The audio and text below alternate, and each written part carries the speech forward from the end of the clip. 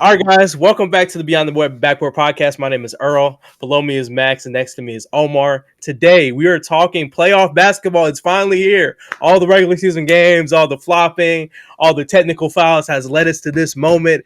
Basketball has officially started, and we have some really fun series, and we have some really boring series. We have some teams who should be in the playoffs, and some teams who shouldn't be in the playoffs. We have some teams with foul baiting players, and we have other teams with ethical hoopers. So let's break down what we've seen so far from our first weekend of playoff basketball, and let's get to it. Max, you want to kind of start us off? Yes, I'm going to start us off with what I predicted going into the playoffs would be the best series of the first round. And I think so far, I think my take has been justified. I said going in that you're not going to want to watch or you're not going to want to miss a single game of Nuggets versus Clippers. I think both games were must-watch TV. To see the way that these two teams are just going at each other, the runs that they're going on, the superstar power that's on the court, I think if you haven't even been keeping up with those games at all, like, you're missing out. You got to at least go back and listen to what happened, like hear about these stat lines, the storylines that are playing out. Michael Porter Jr. getting benched in game one for Russell Westbrook, and Westbrook making all those clutch plays at the end. I feel like I was watching the end of that game. I kept expecting Westbrook to make a boneheaded play. You could argue he made one at the end of regulation where he didn't get a shot up, with the game tie, but that was more so like he got put in a rough spot. But overall, I think he closed out the game very well. He repaid the trust that Coach Adelman had for putting him in that game. I did not think the Clippers were going to be able to come back from that and win game two, because remember, they were up by 15 early on in game one. They kind of just slowly crumbled down the stretch, and in overtime, they just did not have enough for the Nuggets. I thought that loss was going to be crushing enough and spirit deflating enough. I would not have blamed them at all if game two, they were just not able to replicate that in game two, and if they just focused on trying to win games 3 and 4 back in LA. But they came out to play. Kawhi Leonard, phenomenal performance. 39 points on 15 for 19 from the field. I want to say 5 assists, 3 rebounds. Vintage Kawhi Leonard stat line. That guy has the flattest shot of any good shooter I've ever seen. But boy, when it's going in, it's incredible to watch. So shout out Kawhi Leonard for putting that team on his back. Clippers got it done. Norman Powell, I know, had a couple shots. Obviously, Harden, Zubac still doing their thing. They showed that they can close the Nuggets.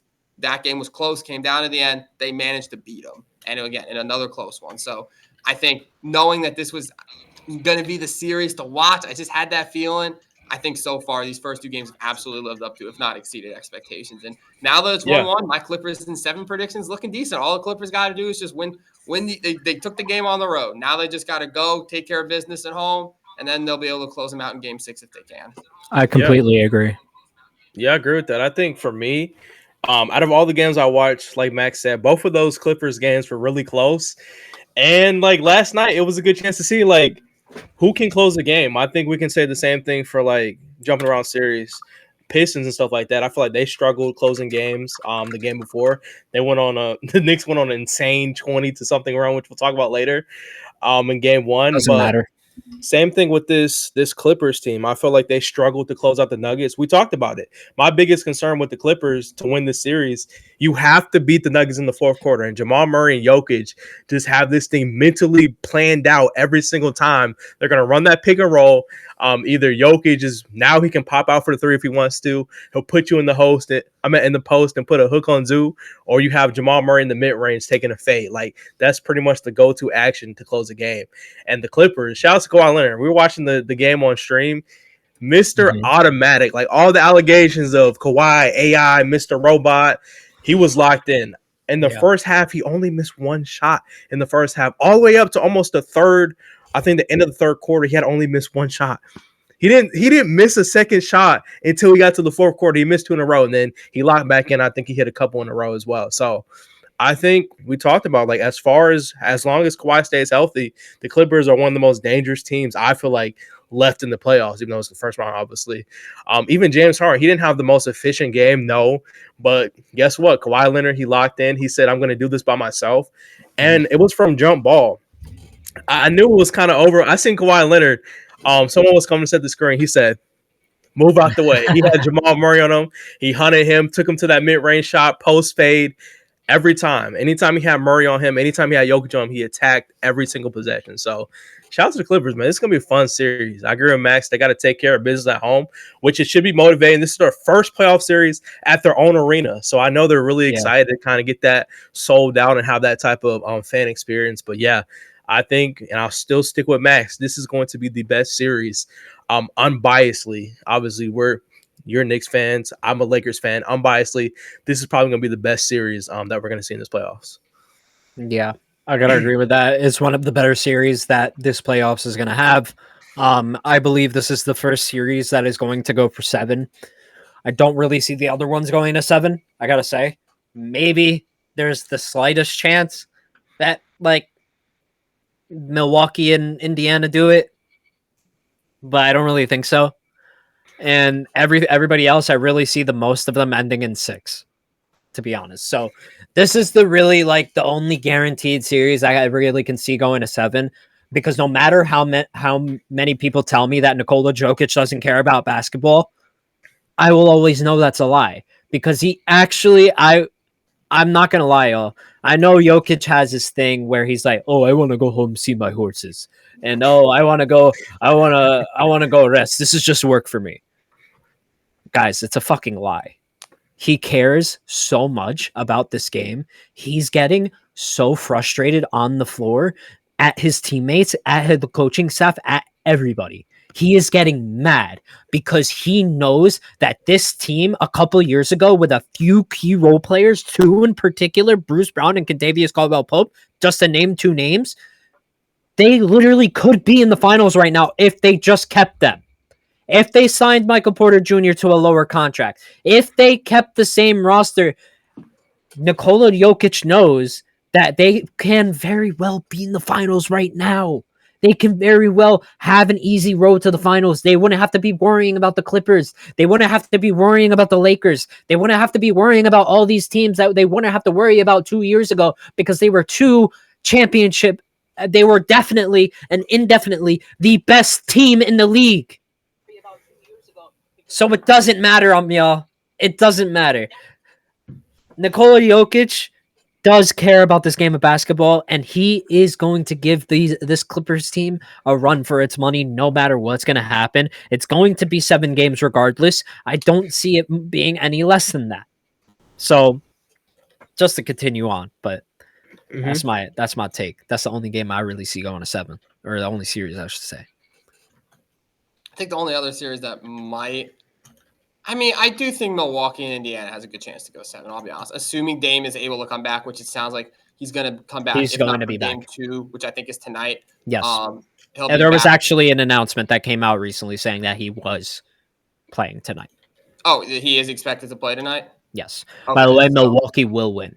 If you guys want to go on Novik, put that down. Milwaukee will win. The odds are really good. Y'all should take it.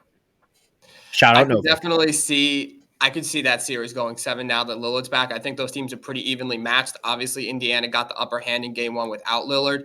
I could see these, I could see Milwaukee splitting a 3-2 in the next 5 games, taking because these games are in Indiana right now. So I think if Milwaukee can just continue to take care of business at home, I don't know if I back them to win in Indiana necessarily, but I think this could just be one of those series where the home team just wins every game, because I think they're so evenly matched that the home court advantage is going to be the difference. So I could see Pacers winning the night, go up 2-0, Milwaukee goes back 2-0 in Milwaukee, go back to Indiana. Indy takes game 5, Milwaukee takes game 6, and then we're back in Indy for game 7. So I think that there is a decent chance that series goes 7, assuming Lillard stays healthy. If he, for some reason, is not, obviously we don't want this, but if for some reason he's not able to come back and play either at all or play at a high level, play at an impactful level, then I think the series definitely swings and favors Indy in 5 or 6. I mean, what's up, Angel? What up, Ghost? I can't say your name, brother. Sorry about that. And MC Fur 53. Appreciate you for guys stepping in. But yeah, I don't want to see Dame unhealthy by any means. Kind of sucks, to be honest, because it's, how do I say this? I liked seeing Dame throughout the years, so it was really weird when he moved to Milwaukee for me, because I already had a feeling and an inkling that this really wasn't going to work out. So I'm kind of going back to my take here. I mean, Now that Dame is back, maybe Milwaukee's, maybe Indiana in 6. Before it was Indy in 4. Now it's Indy in 6. I got I'll stand on this, bro. I've always had the Bucks win this series, bro. I'm sorry. I know how this Pacers until this Pacers team can give me 3 quality wins, bro. I'm not falling for the game 1 shenanigans, bro. Like I get it. I understand they had a good game 1, but can they consistently produce that? History says no. For me, I think Bucks with Dame back now, especially. I think it's going to be tough for the Pacers. That's another level of offense they have bringing in. I'm assuming that means Porter is either like moved over. He's not a second type offensive option for them. That opens up his game a lot as well. And it just makes everyone's job easier. Shout out to Kyle Kuzma, though. I have no faith in that man. Yeah. 0 0 0 0 0 0 0 0 0 0 0 0 in 22 minutes of play. That man literally ran suicides and did nothing else. But I've been telling people that he wasn't going to make a difference. Just say respectfully. I mean, the Bucks did better after they traded for him. But we're talking about like playoffs now, like this version of Kyle Kuzma now. I just don't. You know what? Let me help out Kuzma. I'll say this. Let me put a positive spin on it. Kyle Kuzma needs to at least score. I mean, let me put the bar as low as possible. At least 12 for them to be able to compete in the series again. I was at 10. Almost all set the minimum at this point. Minimum 12, bro. Like or 10. We can go minimum. Like on the very lowest of low. Like Kyle Kuzma, that's how bad it is. Like you're capable of putting up 15 plus if you take good shots. All I have to say is that do I think Milwaukee will take a game? Of course. I have them to win tonight. But what I will say is that Kyle Kuzma will never have a worse game in his life ever again. Number 1. It would be really hard. It would be really hard. He would have to go. Hard. He would literally have to go more than 22 minutes without doing anything. So yeah, okay, but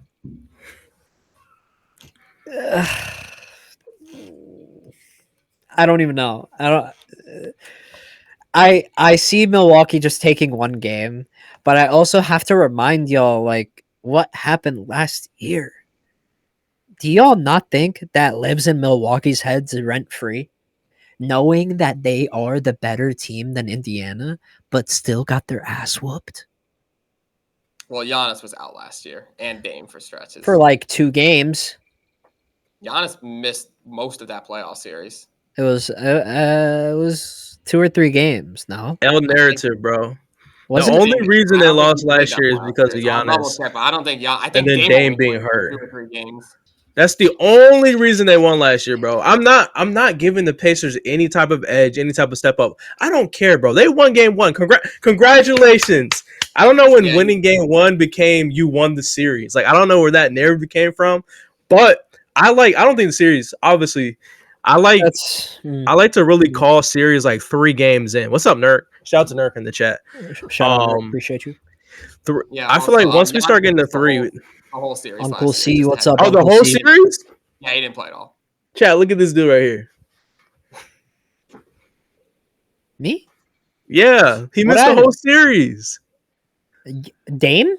Giannis. No, he missed that. No way, he missed that whole series. Yes. Yes, you're bugging. I gotta double check this. No way. You can look it up. You get the I same. could swear thing. he played a couple games. Only Dame played. Dame played a couple games, but I don't even think he played the whole series. I think he also got hurt. Maybe I was thinking Dame, but I it's not to say that I don't have faith in the Bucks. It's just to say that I've seen what Indiana can do at its best, unfortunately, and it's literally run teams into the ground. Wait, Earl, you can look Indiana at me. Runs teams into the ground. Literally runs. They are quick. They are agile. They will gas out your best player because they've done it to us in 7 games. I forget. It's because the Knicks. What? I forget. Dude. He's scared. He's scared because they took out the Knicks. Let me tell you something. Being the Knicks standard just makes you S-tier team. Do you think the Bucks have better energy and any type of better like all-around skill than the Knicks right now, as it stands? Other than Giannis, because Giannis is a top 3 MVP, we get Giannis. Giannis is a different story. Energy, skill, like almost everything that makes you guys have more energy than the Pistons.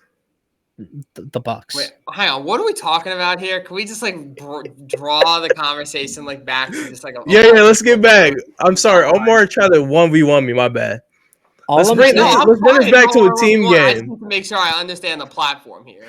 I don't know. It seems like we're going all over the place. We're moving the bar. Like it was here, and then it was here. Then it was Giannis played last year, the whole series, and they lost. And then he didn't play. I made a mistake. That's very apparent now. I get it. Thank you.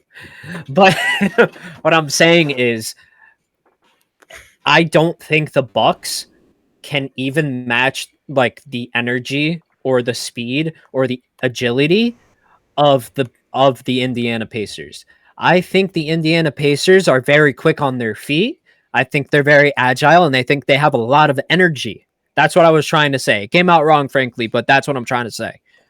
And I think when I'm trying to bring the Knicks into it, I'm trying to bring that if you, the Knicks, a smaller team, an arguably more agile team than the Bucks, that have beat the Bucks multiple times because of their agility and their quickness to the game. Do you think Milwaukee can really stand up to Indiana's agility, Indiana's speed, Indiana's skill? Because that's what beat them last year. Okay, so you're saying that Indiana. It's not what beat them last year. What beat them last year was Giannis and Dame not playing. I'm also attributing to like energy and effort. Right. Darvin Ham quotes aside, the reason why they lost last year. No, the reason why they lost last year, hands down. No Giannis argument over. What baseline? Boom. No Giannis, and then Dame was in and out hurt. Boom. Last year did not count. Whatever. They got past it. And how many games was that? How many games did it go to? It was 5 or 6. Okay. It was like 6, yeah. It was like 6. It was 6? It was 6, yeah. And it still took them 6 games. I'm not saying they'll lose. Like I just said, I have a win tonight. But look. I mean, I think it's close. I think I have a point, though. I think I have a point. You do. I think I do. That's why I think it's going to go 7. I think they're both very evenly matched teams. I mean, you can make the argument that the Bucks have the 2 best players in the series, assuming Dame is healthy, Dame and Giannis, and that I think we can all agree that if the Bucks, all right, hot take, 2 players last year, hot take, probably win that series. Hot take. The Pacers also have good players. I think they have a shot. They have Giannis the whole advantage too. Giannis, Halliburton, Dame. That's kind of my order for best 3, top 3. Yeah, I can see that. Depending on what, if I'm wrong, I'm wrong. But if you're not getting a 100% Dame, you can definitely argue that Halliburton is the second best player in the series. I think Siakam. People are underrating Siakam too. Like he is. Who? He has been very sneakily good for this team. I mean, he was an All-Star this year, right? He did make the All-Star. Yeah. Team, right? Yeah. I mean, feel like no one's talking about him, but like he's a very good running mate. He did. You need him to give you 30 points in a playoff game. He'll give you those 30 points. He's efficient. He does his role well. You know, he can board the ball. He can pass efficiently well. Like, you know, Tyrese and Siakam are a better duo than I think people give them credit for. And that may very well be true, but do we really see them being competitive like that? Against the Bucks, yeah. If you tell me that the Pacers are going to win this series, and I'm telling you, either way. I don't think either of you guys are wrong for thinking the Bucks are going to win or the Pacers are going to win. I really think that's a toss-up. I'm taking Indy. Yeah. I think because they have home court. If anything is 7 games, it's a toss-up. That's just how it is. I could definitely see this going 7. Again, I mean, listen, if Lillard is not himself, definitely advantage Pacers. But if Lillard is himself and Giannis is doing the crazy things that he does, I could totally see Milwaukee winning in 5 or 6. Totally. Yeah. But neither of these teams in this series are pushovers. I think it's going to be competitive both ways. I think that game 1 kind of lopsided victory for Indy is not going to be the general tale of the series. I think as long as Dame is in there, these games will be competitive. I will say, like, since we're talking about games and competitiveness, let's just transition over to Knicks Pistons. I feel like this, to me, is one of the other better series we have so far in the playoffs. But, like, from y'all's perspective, how are y'all feeling? Like, I'm a big person to not overreact in the first game / game or 2 of the playoffs. But how you guys Knicks fans feeling after 2 games in the series? What's your thought process moving forward and what you have to change or do to close out this series? And how many games? I know I asked you a lot, but Figured I'd get it all out in one line. First things first. Y'all, I'm gonna get a little loud for this one. So Good to know. lower the mics, bring the mics down, do I'll get whatever it down. do whatever y'all gotta do. Let me know when y'all are ready for this. I'm good. I turned All it right, down. I'm good. Hopefully, I'm on the second story of a 3-story building, so hopefully they won't hear you both up and down. God, please protect me in this moment. Tom Thibodeau, make a fucking quotation! Oh my God! You are not doing anything! You are being the equivalent to Darvin Ham in every situation last year! What the fuck? What the actual fuck are you doing? You keep putting Cat in these goddamn situations where he's in fucking drop coverage where you know he's not gonna be successful! Why do you keep fucking doing that? I'm fucking Jalen Duren, who is proved to be a great fucking rebounder all fucking year! Why do you keep fucking doing that? You are a defensive coach! You are a fucking defensive-minded coach who brought this fucking Knicks. I can't fucking even talk right now. You brought the culture from the Knicks from a fucking offensive-centric culture to a fucking bad faith doing shit. From Phil Jackson fucking up our roster and our core to actually a fucking defensive culture that we can be proud of. And you do this!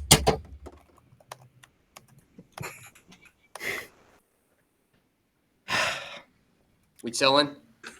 Yeah. I'm sorry. I really needed to get that out, y'all. Because Tom Thibodeau, I need you to understand two things. One, I have to respect him as a coach, obviously, because he is who he is. And I will never forget the things that he did with the Celtics or anything like that. Like, I'll never forget it. I have to pick stuff up now because I slammed my desk. But, oh my God.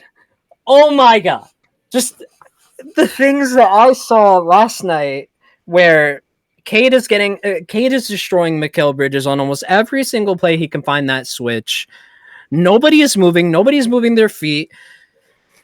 And just the foul calls. I hate to complain about foul calls. I'm not even going to talk about it, but the foul calls are absolutely insane. They're out of this world. I called Earl in the middle of the game. I was so pissed off. I was so mad. I'm like, Earl, what is this bullshit on my screen? But on top of everything, it's just, I don't know what to think anymore. Because on one hand, I really want to be proud of this team for what we have and like being the best offensive lineup in the league and being what we are now. It just makes me mad that we compromised our literal entire identity of defense to get here. And it's unfortunate that it literally just it came at the price of Isaiah Hartenstein. I feel like that's literally the main reason why we lost everything. Isaiah Hartenstein. That's it. That's all. It's gone.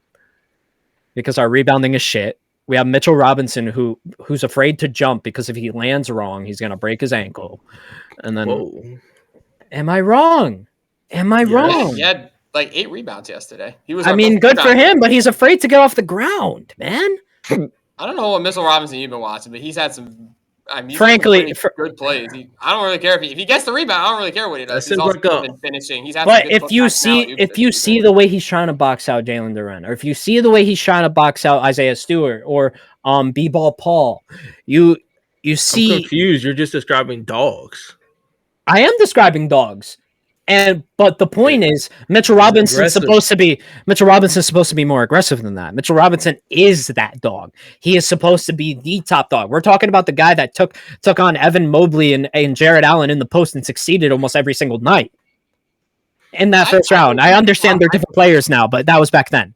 I think Mitchell Robinson has had a better series than almost every Knicks so far. Other than probably Jalen Brunson and OG Anunoby. I think the Knicks have been much better with him on the floor than Karl-Anthony Towns in these 2 games for the most part. Yeah, I agree with you. And I think the last thing the Knicks are worried about is Mitchell Robinson. I think he's doing exactly what they've asked him to do. He's come off the bench. He played 20 minutes yesterday, which is good. I would like to see him get closer to 25. But he rebounded the ball. He was very active defensively. You see the way the teams, or specifically the Pistons, they attack the paint far less when Mitchell Robinson is in the game. When Karl-Anthony Towns is in the game, they are attacking the paint every single possession. Cade is getting downhill. He's drawing contact. They're getting offensive rebounds. They're getting putbacks. Guys like Thompson, Durant, Jalen Duren are on the boards. When Mitchell Robinson is in the game, they turn into a jump shooting team. When Mitchell Robinson is in the game, the Knicks are the ones getting second opportunities. So I think, if anything, Mitchell Robinson needs to play more, but I've personally had no problem with what he's done. I think he's doing exactly what he needs to do in the minutes that he's getting. The problem for the Knicks right now is that the guys that they brought in to help Jalen Brunson in these situations in the playoffs are not doing that for the most part. And I will say, as Mikal Bridges had an awful game one, he deserved to be benched down the stretch of that game for Cameron Payne. Cameron Payne did a phenomenal job in game one, coming in and giving the Knicks energy, giving them help when they needed it most. Mikal Bridges in game two, I thought... He benched the next night, by the way, which really pissed me off. He was shaping up to have a good game. I think in the third quarter, he probably had 8 to 10 points. He was wide open fucking three, misses it. And then what I don't understand is why Tom Thibodeau then benched Bridges for the first half of the fourth quarter, effectively icing his own player, and then brought him back when the lead was at its biggest, and then he was cold. Mikal Bridges had great looks in that fourth quarter, but he wound up shooting 0 for 4 because he spent the first half on the bench. You could argue Mikal Bridges was our best offensive player, or the Knicks' best offensive player in that third quarter. Before Jalen Brunson got it going, it was Mikal Bridges keeping them afloat. I don't understand why, when you have a guy who's having the game that you want him to have, why you bench him for an extended period of time when the rotation is already short. Why not leave him in there and allow him to help carry you through the non-Brunson minutes and keep his hot hand, so that you can bridge the gap and then Brunson can come in and not have to make up a 15-point deficit. I did not understand that coaching decision whatsoever. And then obviously, like I said, Mitchell Robinson not getting more than 20 minutes in a game where he had the measure of every single Detroit big man out there. I think, Omar, you can say he's not jumping or whatever. He was boxing out Paul Reed. He was boxing out Jalen Duren. You look at the way that the boards played I didn't see that. And I got to be honest. So I got to be honest. I did not see that. Did not play Mitchell Robinson closer. I did not see that at all. I did not see that at all. And I'll say this right now. The only reason why what's his name? What's his first name? I said B-ball Paul because I remember it's Paul Reed. Paul Reed. Okay. The only reason that he got two really important putback buckets, because Mitchell Robinson was, I don't think he was on the floor at this point. I'm not going to lie. I don't think they were running that Cat Mitchell Robinson lineup at that point. But that's not on either of them. That's low-key on Thibodeau for trying to make sure that moment that Mitchell Robinson is there in that moment. Why is he sitting? Exactly. That's what I'm saying. Why is he sitting? When you came and talking about I'm agreeing with you. I'm getting around it. Robinson has been the problem in this series whatsoever. If you want to point to the lack of offensive, the only reason why I say Mitchell Robinson is because I haven't seen the same aggressiveness from him that I've seen in the past couple of years, and maybe that's because of what he's had to deal with on his ankles. And honestly, that's perfectly viable. Like, dude, I went to a game. Obviously, you guys know I went to a game recently. I went with my mom for the first time because she's never been to an NBA game. I wanted her to experience it. So we went to an NBA game, and we were there. And went and saw the Knicks versus the shoot. It was very recent. Never mind that. Point of the matter was she kept seeing like Mitchell Robinson fall on the ground, OG Anunoby fall on the ground, all these players fall on the ground. And she had to say, oh my God, they keep falling on the ground. Why do they keep falling on the ground? I had to keep telling her, like, well, it's because they're not trying to get hurt. Because if you fall on your butt instead of your ankle, you're not putting that much weight on your feet or your thighs. And like, to credit, like, that's what pisses me off when OG Anunoby falls a lot. That low key pisses me off, and where Mitchell Robinson falls a lot, and then like we're not playing Precious Achua at all. And I frankly I see the reason why, because he takes stupid shots, but I need him in there for defense. I need him in there for bodies. Tom Thibodeau, your time is limited. I said this before. I'm saying it again. His time is so limited. I don't see a better time than for now to trade Tom Thibodeau, or to trade him. Like you could trade coaches. Like you could trade coaches. Yeah. Okay, buddy. But you know what I'm trying to say. I think now is a good time to at least promote him or give him a different job within the organization. Show him that appreciation, but tell him like your coaching days are over. Wow. Well, we heard that nice, beautiful breakdown from Omar. Do you have any more thoughts about the Knicks, Max? I think, I think it's far from doom and gloom for the Knicks. I am optimistic that the Knicks can go to Detroit and win both those games. I'm not looking at Detroit as a team that the Knicks cannot beat, but I am going to give them their flowers. I think Detroit has outplayed the Knicks for 6 of the 8 quarters in this series. When you look at it, the Knicks have had 2 good fourth quarters, but if they want to win and they want to take this playoff run seriously and not have this series drag on to 6 or 7 games, they need to come out with that same execution and intensity in the first half, in the first quarter. Because right now, Detroit in game 1 handily had the measure of the Knicks until the 21-0 run, which is great. You won the game, but you can't bank on Campaign coming off the bench and having 14 points in the second half every night. And so what happened yesterday? Very much the same thing. Pistons had control for most of the game, kept it between 8, 10, got it up to 15 points. The Knicks went on a run. They tied it up, but eventually Dennis Schroeder found the bottom of the basket, and that's all it took. So I think the Knicks are definitely capable of winning this series. If they're able to play in the first half like they do at the end of these games, this series should be over in 5. However, Detroit is a good enough team, and Cade Cunningham is a phenomenal basketball player. And if you don't take them seriously, they will continue. They've shown that now that they can beat you. They have what it takes. And I think the key to Detroit's success is Cade Cunningham. When you have, obviously, you always love getting contributions from Tobias Harris, from Malik Beasley, from Tim Hardaway Jr., from Dennis Schroeder. You love getting those contributions. But the engine of this team is Cade, and their formula for winning is Cade Cunningham having 30 and 10. If he does not have 30 and 10, I don't think this Pistons team can win.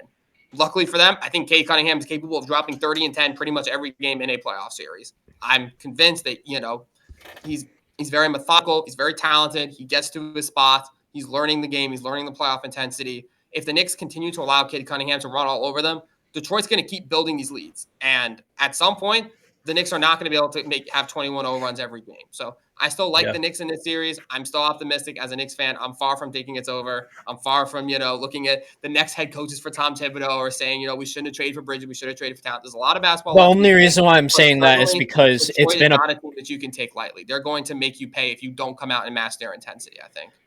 I completely agree with you. I 100%, 1,000% agree with you. If you're not guarding Cade at the best of your ability, like OG Anunoby did in day 1 or game 1, or if you're not going out there and stopping Cade, you're not going to get a run. But what I will say is that the only reason why I'm saying let's fire Tom Thibodeau or let's move on from Tom Thibodeau is because this problem has not just started to happen. This problem has been consistent over the couple of years that he's been here. Over the couple of years that he's been here, he's always been so stubborn to the degree where he actually sells his team. And that's what makes it bad. That's why when Mikal Bridges, he didn't complain, but he talked. It's good. It's good to mention that Malika Andrews really cleared this up. It wasn't a negative thing when Mikal Bridges went and talked to Tom Thibodeau. It was more or less the conversation about letting these bench guys get a chance. These bench guys are good. Landry Shamet, when he gets on a heater, is so good. When Campaign gets on a heater, he's so good. These are streaky players that are key rotational players if the Knicks want to be successful. The first thing you have to do is lock up Cade Cunningham. That's the first thing you're going to have to do in almost every situation. But one thing that I do see now that I'm talking about it with you guys, I'm seeing the center rotation on why we're kind of switching between Mitchell Robinson and Cat is because I think those guys have to contain Jalen Duren. If you're not boxing out Jalen Duren, you're going to get beat on every single board. Every single one, you're going to get beat by Jalen Duren. And then if you don't have Isaiah Stewart like you had the other night for the Pistons, you're going to have to worry. You're not going to have to worry about rebounds. You're going to have to worry about Paul Reed flying in and putting it back in. So it's going to be really, it's now that I'm kind of looking at things, I'm kind of seeing it. It's going to be hard for this next team to go and really grab these boards at an efficient level. Is Mitchell Robinson and Karl Anthony Towns are low-key not switching out. Like, they need to switch out now that I'm kind of seeing it. Earl, do you have any other thoughts? Before we move on? I mean, I'm biased. I'm biased thoughts from this game. Obviously, I'm not a Knicks fan, nor I am a Pistons fan. On the regular, debatable. Yeah. But I will say, I don't know, man. I feel like my biggest worry with the Pistons is other people getting involved in the offense. Like shout out to Beasley. I did have a parlay on him last night, didn't perform well. But I will say, in order for the Pistons to keep this up, I think it's just offensive consistency. Their set offense seems to struggle at times, and I know it's like the Knicks are really good at going on runs of their own, which is very like first game they went on a 22-0 run, which was absolutely insane. Yeah. 21-0 run. That's inexcusable by the Pistons. And just watching that, they couldn't get to any action. Nobody could score. It was a lot of sloppy turnovers. And for me, although this was a great game, Max does bring up good points. Like this was a 30-plus point game from Cade Cunningham. Like in order for him to keep up this level of competitiveness and win, Cade almost has to, like, it seems unfair to say, he almost has to average north of 30 for this Pistons team to win out in the series. Like that's what he has to do. And guys like Beasley can't have nights off. Guys like Tim Hardaway Jr., who played bad as well, can't really have nights off like that. You can't afford for those guys to be missing shots, open shots like they have been doing. So for me, looking at it, I don't know. I still think this might be like a 6+ game series. I think at least minimum 6. We'll see what happens on the road. Obviously, if the Knicks do steal those 2 road games, we're having a whole different conversation. But I think the Pistons are definitely capable of at least winning one of their games at home. I think this is something they try to pride themselves on. They've been working hard to get to the playoffs. I doubt they want to disappoint their fans and not give them one win. So we'll see what happens. But I'll start looking in. I think it's one of the most competitive series. The Pistons, I'll use the Omar line. They play with a lot of energy, and they're going to run every single play. They're going to crash for every single board. They're going to dive for every single loose ball. They're going to play you off ball, Jalen Brunson, every single time, even if that means Asura Thompson's fouling out. They're going to play with physicality every single possession, and I think that's kind of their edge. They know they have to play like that, and it seems like at times that it really don't run out of energy as fast, I'll say, as the Knicks at times. If I am the Pistons, I gotta agree. I'm telling Asura Thompson every night, if you gotta foul out to make sure you stop Jalen Brunson, foul out. It's okay. Yeah. Right. Especially because like Asura Thompson is good and he's really good on defense, and that's actually what hurt them towards the end, by the way. But like they came back. I won't get into that. Their offense was really good last night. Our defense was good too, but their offense was better. So. Let's move on. From please. Pistons, I think we should go out west, talk about a couple of the games. I believe are both these games on tonight? Rockets Warriors and Minnesota LA. Are they both on tonight? Warriors play tomorrow. Warriors are tomorrow. Okay, so I guess we can start off we'll start with the game with the series that's going to go back on tonight. The Lakers against the Timberwolves. Obviously, I'm sure you guys have talked about this game ad nauseum in this Playoff LAL chat, so we might keep it a little brief. But obviously, the Timberwolves pretty handily took care of business in Los Angeles, came out, made a statement at the start of the series. Looked very good, shot the lights out. Lakers defense did not look great in that game. Earl, what were your main takeaways as a Lakers fan for this game? And tell me why, as a Lakers fan, you're not worried. Because I'm sure you're not, but tell me why. My worry meter is -1 trillion. I am not moved in the slightest. I do not care that the Timberwolves won game 1. Nobody, you guys know the memes, you know the sayings. It's never Lakers in 4. No, it's always Lakers in 5. It's always been Lakers in 5, man. And the Timberwolves, you have to look at it. Like I like to be. Look, let me be clear. I like to look at things. Okay, let's just rate it off of things the Lakers did wrong and then the Timberwolves did right. First of all, Austin Reeves stinker. Not happening again. I'm sorry. Austin Reeves played a terrible first 2.5 quarters. Took way too long to get into his offense. That's not happening again. LeBron James, very, very, very, very, very, very, very mid-game from LeBron James. Horrible first half start. Horrible third quarter. Fourth quarter, he kind of locked in and played a little bit better. Cool. Luka Doncic, he did Luka things. Luka was pretty much the only one offensively who stepped up.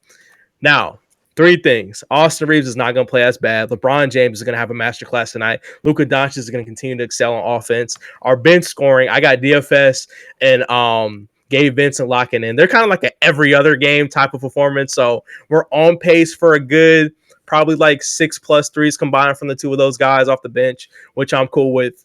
And then the Timberwolves. Jaden McDaniels, 25 points. Okay. Cool. Who else was it? Nas Reed. The thing about Nas Reed, I feel like that's stuff you can fix in film. I think we're overreacting on help defense. When guys were penetrating the paint on Luka, Rui Hachimura just always helped too much in those corners, and Nas Reed pretty much hit like 3 or 4 threes from that same side. That's something you fix in film, which I'm expecting they have already done. JJ talked about how they had the best practice they had of all the season, so that's good to hear. That's something fixable. Only thing I want to do is live and die by Ant. I don't care if Ant goes out there and drops 70 points. I don't care. Do not let other guys get involved. It's the same thing as the Jokic clause.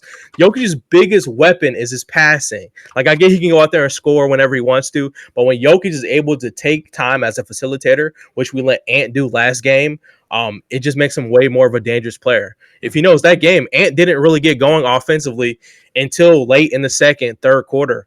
Everybody else, he was being a good playmaker. He was getting people involved, pushing the motion. Maybe he's not getting the assist, but he's getting the pass to the assist, like setting guys up. So for me, I think you have to focus your game plan and just let Ant do his thing and do not let the others get locked to this game. So I'm not worried at all in the slightest. We're winning tonight.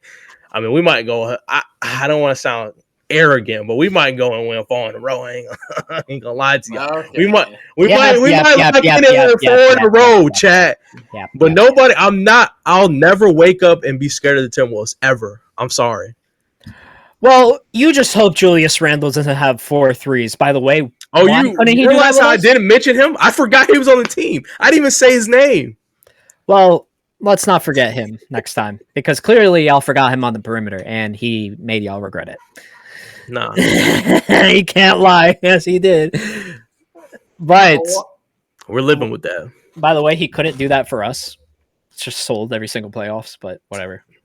What worries me the most about the Lakers, and again, I'm not going to sit here and say they're going to get swept, but I think the valid concern to bring up about the Lakers has to be their defense. And the fact that as good as Jackson Hayes has been in his role in being a lob threat for Luka, not having a center that is a defensive anchor is a big loss for any team, but certainly the Lakers. I think if that Mark Williams trade goes through, I think you're looking at a vastly different Lakers team right now. And the fact that they don't have anyone who can hold down the interior of the paint just puts so much more pressure on the defense, and it puts a lot of more pressure on guys like DFS and Jared Vanderbilt to overperform in their defensive roles and cover up mistakes that they shouldn't have to be covering up, which means that they're going to be stretched thin. Obviously, Luka's never going to be, a good defender in the playoffs. I think we can all, recognize that. That's not what he does. That's not his job. His job is to go score 40, which he did in game 1. He basically did score 40. Sorry. So he's doing his job. LeBron at this age has to pick and choose when he's going to be good defensively, which again, that's kind of his,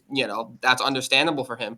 But just the way that the Timberwolves are able to attack the paint, you don't even necessarily see it in points in the paint. It just results in guys like, I think earlier you mentioned, having the overhelp on cutters, so that leaves Nas Reed open for 3 in the corner. That leaves Jaden McDaniels open for 3. So if anything, you see it in the amount of good catch-and-shoot threes that the Timberwolves are getting.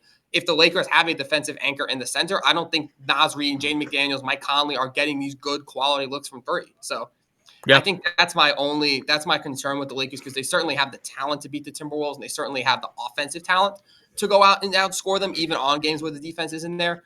But it's just, you look at a team like the Clippers that are very defensive oriented. They have that defensive center in Zubac. It means that guys like Chris Dunn, Derrick Jones Jr., even guys who aren't necessarily great defenders like James Harden, they're just not spread as thin defensively. They can more focus on their assignment and less so having to cover up for guys getting blown by, guys getting beat back door, dribble handoffs in the paint.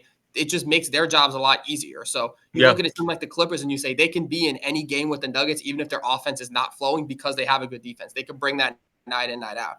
I just don't see that being the formula for success with the Lakers, which again, doesn't mean that they can't win. Doesn't mean they can't win this series and make a deep playoff run. It's just harder to be consistent when you hang your hat on offense versus defense. So that's the thing that I think could tell the tale of this series is, can the Lakers at least play competent enough defense and consistent enough defense to where their offense can come back? And like you said, obviously you expect more from Austin Reeves, you expect more from Braun. I'm sure those games will come, but the question is, can they stop Minnesota on the other end? Because Minnesota, Anthony Edwards being able to shoot as many threes as he has been this season, and being able to have a high-volume three-point shooter, a high-volume three-point shooting superstar like Anthony Edwards, that puts a lot of pressure on your defense. So can the Lakers live up to that? Yeah, I agree with that. I think for me, like, definitely even after Luka trade, we had our flashes of being a great defensive team. I think what happened was that throughout our consistency, not to make excuses, was that period of time where we had those injuries with Rui and LeBron when they both went out at the same time. I think ever since then, the consistency just hasn't been there. I don't know if it's a chemistry thing, but I agree. Like, if we can't keep up on defense, then relying on your offense in the playoffs is definitely not the ideal situation. Defense leads to fast break points, easy possessions. If you're relying all on offense, and obviously you're kind of relying more on your sets. So, yeah, I agree with you. I think defense definitely should be a focal point, and hopefully DFS, Vando, guys like that, our role player defenders can lock in. And same with LeBron. Like, whatever LeBron does out there, people tend to follow as well. So, I agree. Yeah, I think that team is full of people that have been in this situation before. I have no doubt that any of these players on the Lakers can bounce back next game. I understand what it takes to win a championship. I understand if that means taking a few losses on the chin. You got to go and you got to move on. With that being said, I see the Lakers taking the next 4. I do, personally. I just do. Lakers in 5. I just see it because Gotta fulfill the prophecy. Because frankly, it's just the Timberwolves, while they made, well, let's be honest, they made a pretty bad move in moving Cat. I understand that they had their reasons for cap space, and we always had an inkling that Cat would be traded and this and that and whatever, and then the third, but yeah, man, they were so much better with him. Like, they were so much better with Cat because he added something that they very well need right now. Spacing.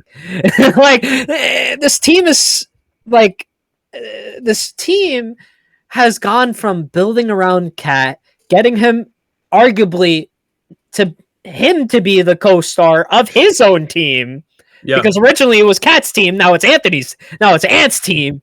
But you built a team with these 2 great young superstars. You rushed and add defense with Rudy Gobert, giving up almost all of your assets, and you crashed because you were the first place in the West. You were tied with Denver, and you said, "No, we're not going to run it back. We're not going to run it back." Were they the first in the West? Yeah, they were. They were tied for it for a long time. They might have fell down. They might have fell down. 3-way tie last year with OKC and Denver. They did. Oh, you're right. Okay, yeah, they did. Yeah. Was that like the first time that's happened in NBA history? I don't know. I gotta look that up. I gotta look that up to see if that was the first time that's ever happened. But I will say though, it's like, a crazy stat. Unbiasedly, obviously I was winning tonight, but if we don't, then that's a problem. Yeah, but I won't be on Twitter. That's all I'll say.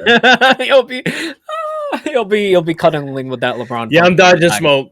I can't even lie. I won't be on. Actually, I lie. I'm gonna just enter engagement, rage bait, whatever it takes. You were really a couple of weeks ago, or last week. You were really engagement baiting and rage baiting that Warriors game that you guys streamed on here. The Warriors versus Grizzlies game that was just straight up Warriors hate watching.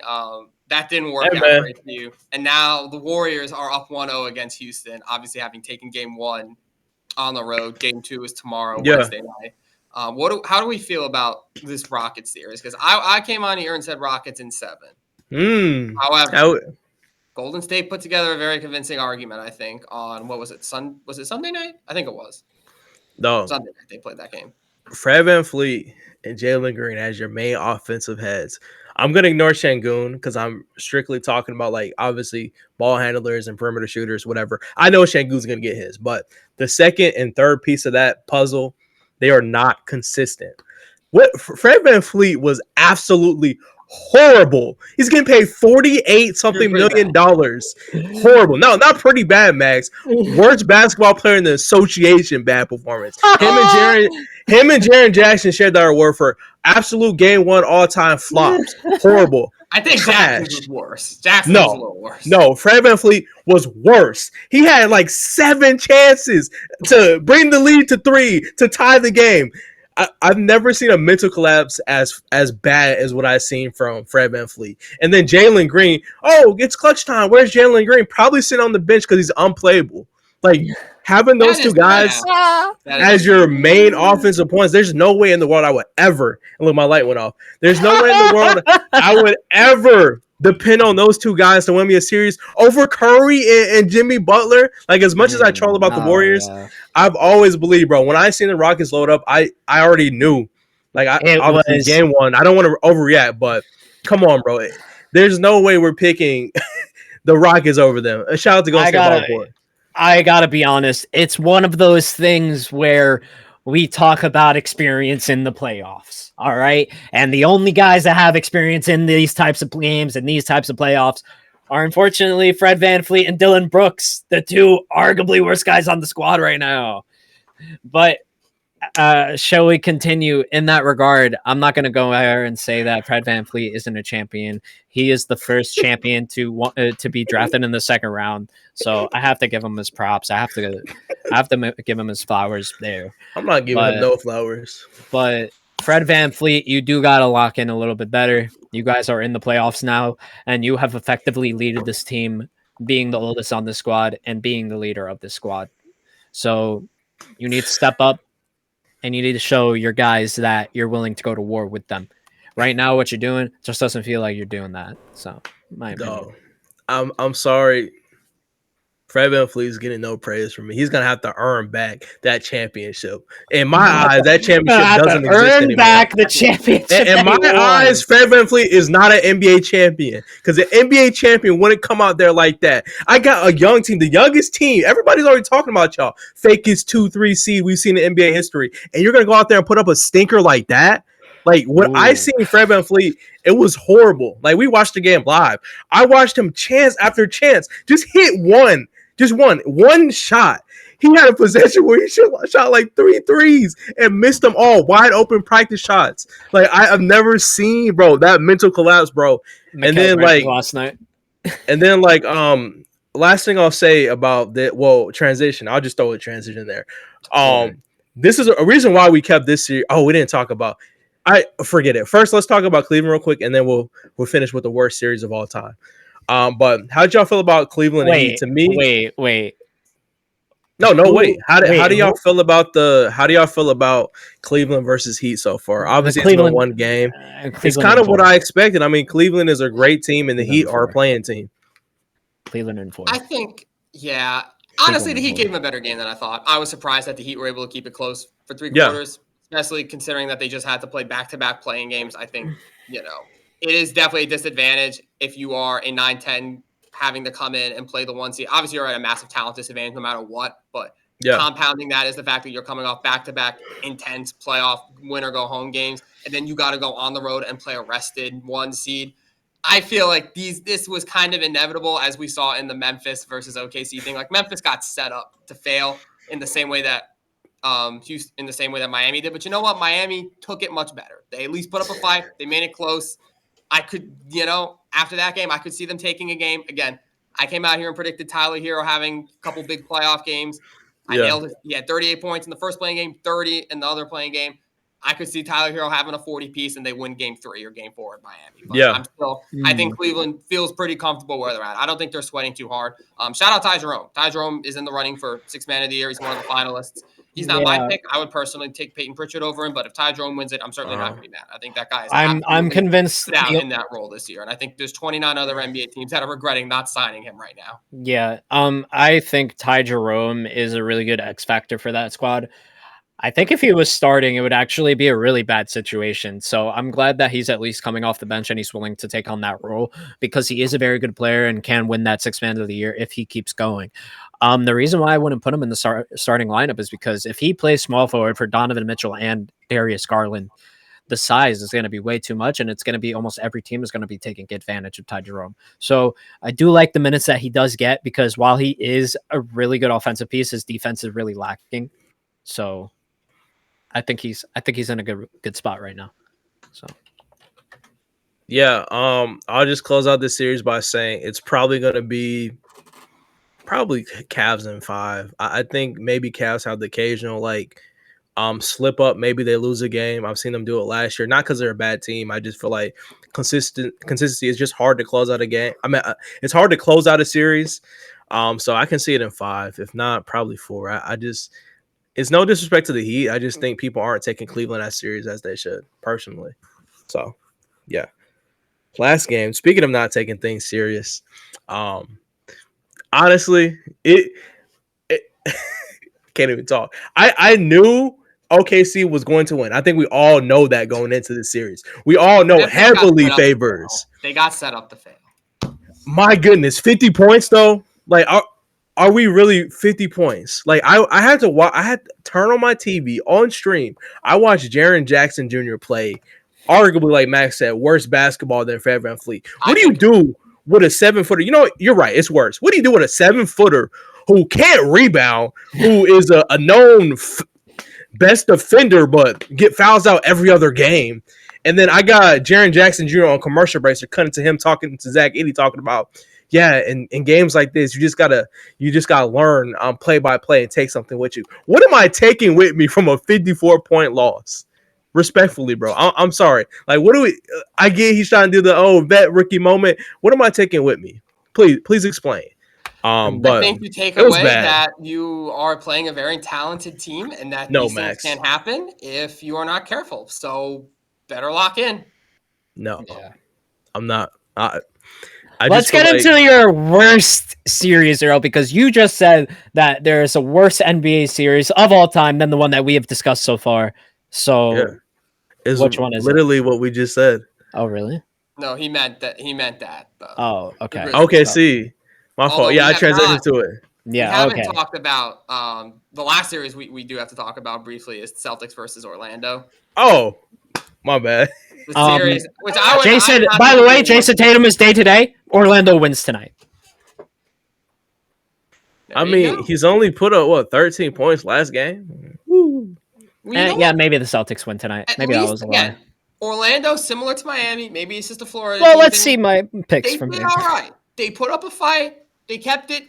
They had a lead at one point. They kept it kind of close. They got pretty handily blown out in the fourth quarter. Tatum. They don't play tonight.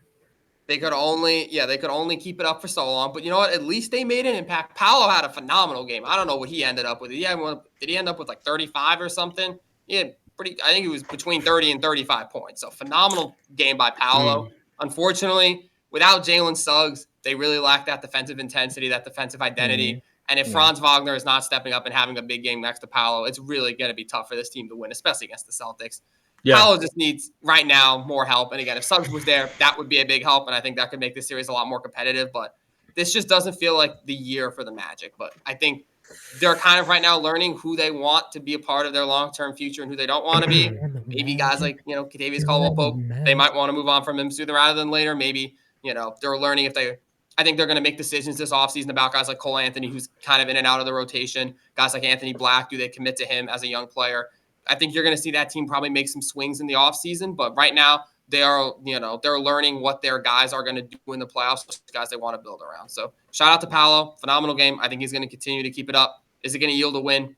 Probably not. But again, the Magic are young, so I don't think they're too stressed about losing to the defending champions in this playoff series. And from the Celtics perspective, even if Tatum doesn't play in this next game, I still think they're the favorites. I still think they probably sweep the Magic. Maybe the Magic take a game again, like the Miami series. They showed they can at least play with them. So maybe that yields 1 win out of 4. But I think past that, I'd be surprised. Yeah. I agree. Nothing I could really disagree with there. Yeah, I mean, I might have fucked up taking that 1-chip challenge, but it's okay. Yeah. Yeah. Okay. I don't like agreeing with you, Omar. I would love. Hey, man, listen. I will say one thing and one thing only. At least I'm going to stick to my bet. I will say, speaking of sticking to your bet, shout out to Novik, this official sponsor of Playoff Sports Network. Sometimes the odds aren't in your favor, like Omar taking the odds on the Magic to win the series. But good thing Novik has the best odds in the world. If you guys want to join Novik, it is linked up top. Join Novik and use code Playoff LAL for 100% purchase match up to $25. And I will say thank you guys so much for joining us on Beyond the Backboard Podcast. This is our first playoff episode this season, so excited about that. We will be back on Friday to preview some of the weekend games as well and talk about the games that happened before. So thank you guys so much for joining me. I'm Earl. That's Omar. And right there is Max. And we will catch you guys next time. Peace out. Real quick, guys. Make sure to subscribe to that YouTube. Make sure to make sure to follow our TikTok. Make sure we will be live on TikTok and playback from now on, guys. So be sure to be there and be square. Thank you guys so much. Appreciate every single one of you guys. And peace.